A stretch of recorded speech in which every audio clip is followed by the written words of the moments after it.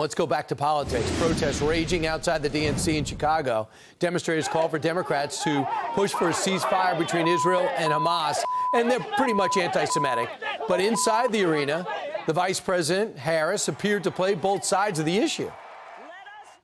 I will always ensure Israel has the ability to defend itself, because the people of Israel must never again face the horror that a terrorist organization called Hamas caused. At the same time, what has happened in Gaza over the past 10 months is devastating. So many innocent lives lost. Yep, and the crowd got a lot louder on that second half of her statement, trying to be both sides on the issue. Former presidential candidate, former Democratic Congresswoman Tulsi Gabbard joins us now to comment, who famously debated on the same stage with Kamala Harris back in 2020. First off, your reaction to that statement, Tulsi, what did you get from it? Well, like you said, she's playing both sides, and she's trying to tell people what she thinks they want to hear. You know, Kamala Harris, that she only wants to win, and her pollsters are telling her, well, here's what we think you should say about this or that. You know, it was just a few days ago she said that she would support an arms embargo to Israel, and the very next day either she or her staff walked that back. I think it was very noticeable that in her speech and at no time so far has she been willing to speak the truth about how Hamas is a radical Islamist terrorist group that poses a threat not only to Israel, but to all of civilization. Their goal is to implement a caliphate, an Islamist caliphate around the world, nor has she laid out a plan of how to defeat this very real threat, not only again for Israel, but for us. How about defeating Hamas, and every civilian death is on Hamas, and Iran is the problem? And when I last dealt with Iran, I signed off on a $6 billion cash deal to get our hostages out. Obviously, by the definition, should never been taken to begin with.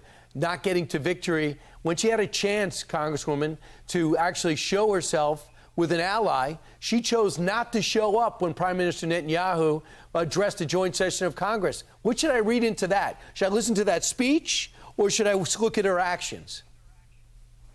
And this exactly is what we have to do, what voters need to pay attention to between now and Election Day on November 5th, is don't listen to the words that she's throwing at us, because they don't mean anything.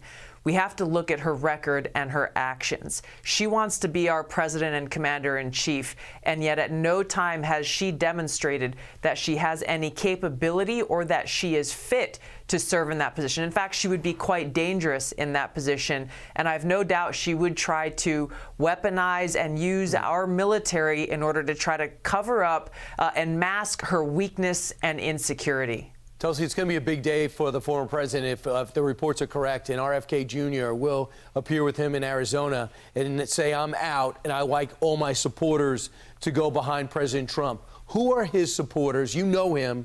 And what do you think this does to the election?